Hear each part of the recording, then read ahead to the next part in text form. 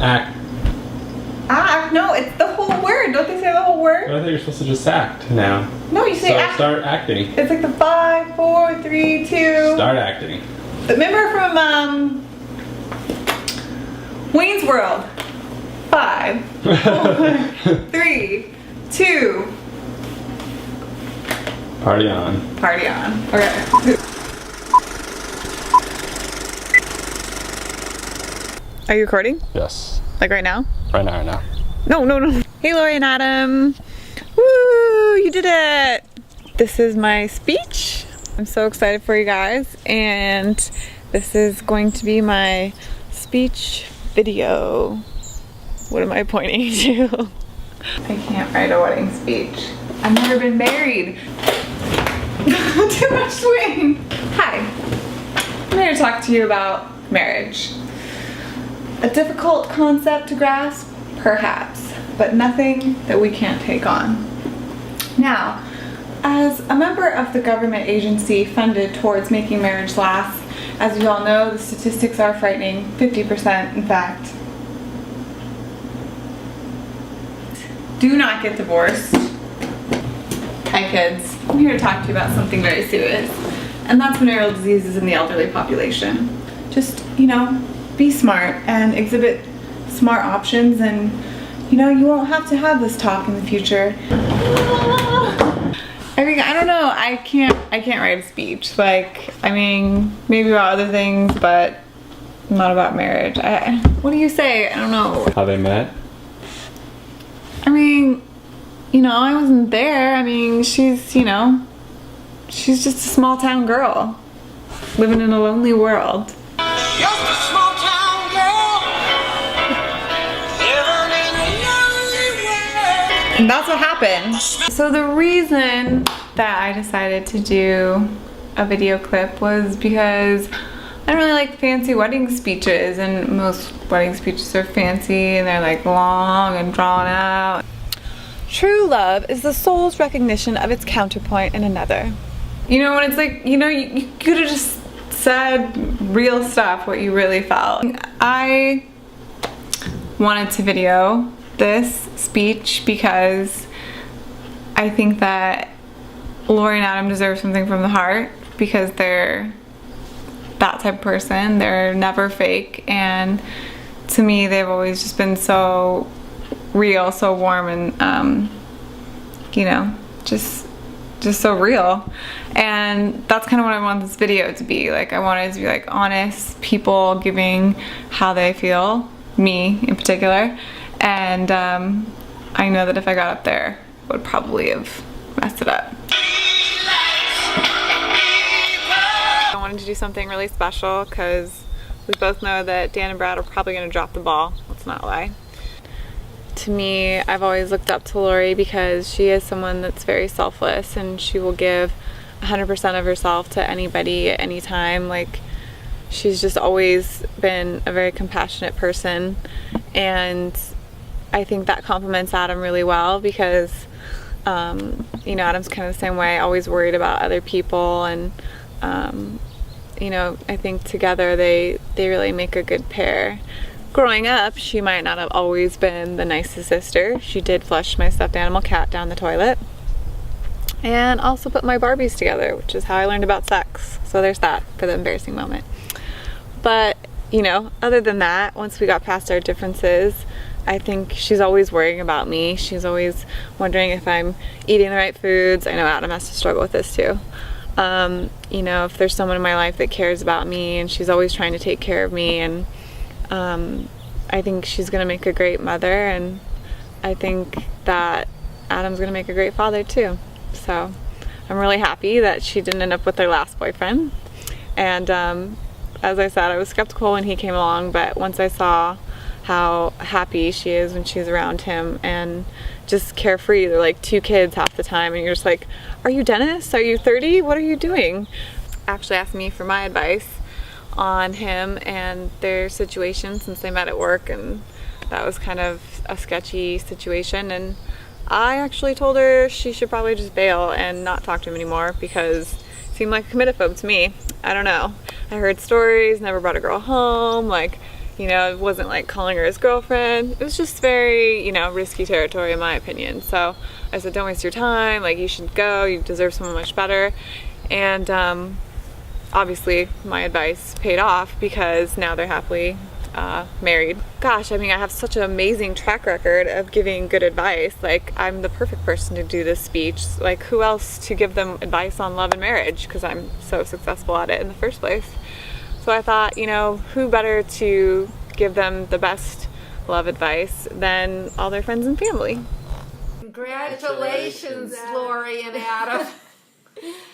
Well, what do you have to say, Jen?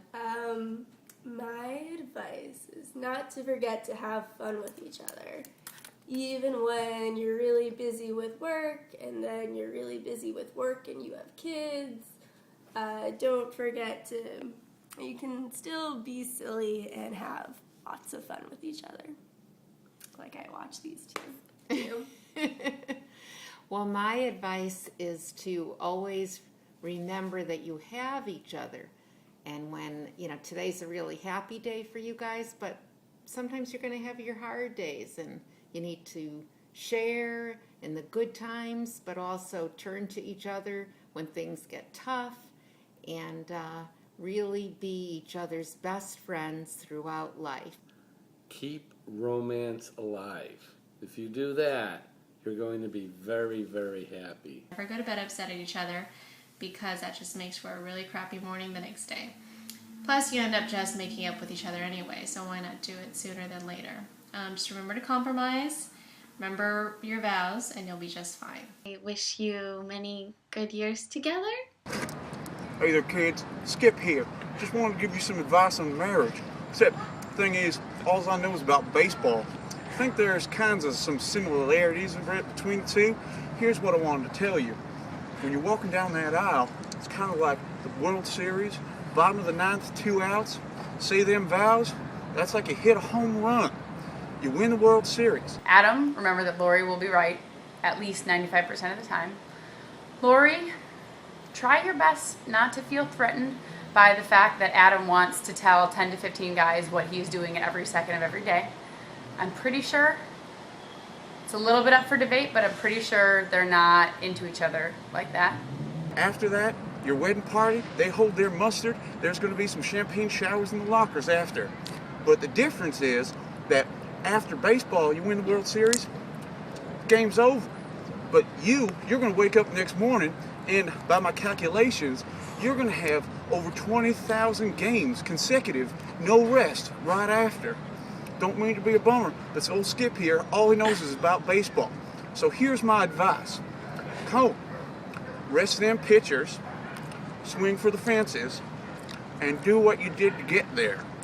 And buy American. As a couple, laugh at yourselves a lot. You know that who I'm married to makes that really a necessity, and I think it's been an important part of our relationship. And to be each other's best friend, which I know that you are. We've had a lot of good memories growing up together, being cousins. You're one of my favorites.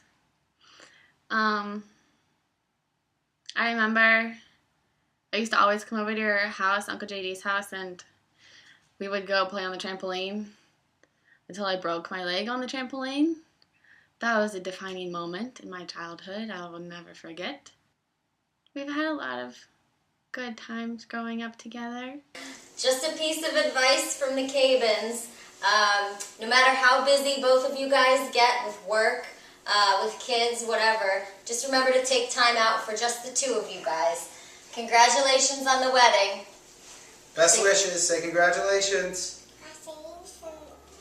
Our marriage advice: serve each other and compliment each other. I like that. The biggest piece of advice I can give you is don't steal more than half the bed, like she always does, and you'll be just fine. Seriously, the biggest thing is all about communication. So guys, if you have an issue, just make sure you guys are talking it through. It's not about your friends. It's just about you guys working it all out. So hope that helps. Congratulations on your big day!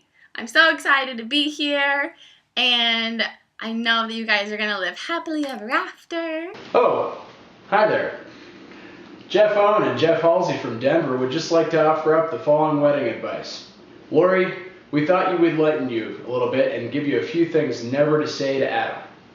For instance, to keep Adam happy in your marriage, you should never say, Adam, we're switching to turkey bacon and veggie burgers. Or maybe, go Yankees! And never ask Adam, can you tell me more about your college baseball career? He played baseball? I guess so. Thanks for all that you guys have shown me. Like, for example, 2 dentists, orthodontists are better than 1. And when you're planning a wedding, it's not always the girl who's the high maintenance one. Adam, I was thinking we should really cut back your fashion budget to only $1,000 a month. Hey Adam, did you hear that Brad, Parisi, and Wally are all moving out of New York? Hey Adam, I have no idea where the plunger is. And finally, Lori, if you want to keep Adam happy, never ask him, can you test the durability of this dining room table? Happy wedding! Happy wedding. Congratulations. To the Lori, you're my best pal in New York, my saving grace. Adam, I couldn't ask for a better man for Lori. Just want to say, stay together always as a team. Love each other always. I know you're going to be great together. Lori, I'm here for you always as your fellow Shiksa. And I hope you both live a long and happy and healthy marriage. On my advice, just 3 quick little points. The first one would be that when you see each other, you give each other a hug and take a moment to look each other in the eyes. For some reason, that's pretty special. And the second one would be, always be the first one to apologize. Don't wait for him or her to go first. And the last one is take time to have quality time for each other. Hopefully one day I can be, what is that, like an aunt, a great aunt, a step aunt?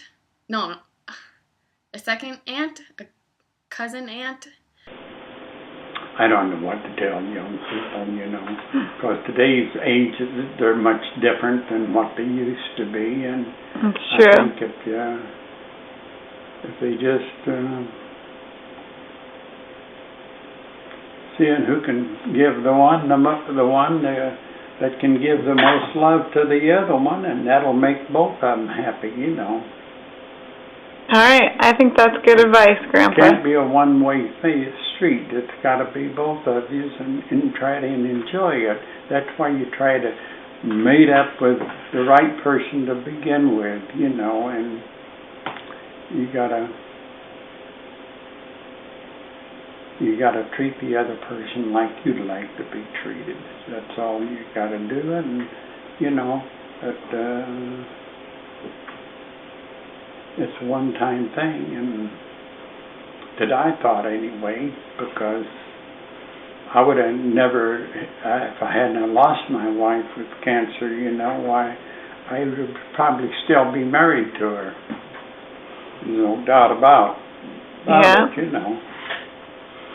Well, there you have it, Lori and Adam. That's advice from Papa John, 90 years old, dealing with love and relationships. And he did it right the first time, so you better listen to him. Hit it, Jen.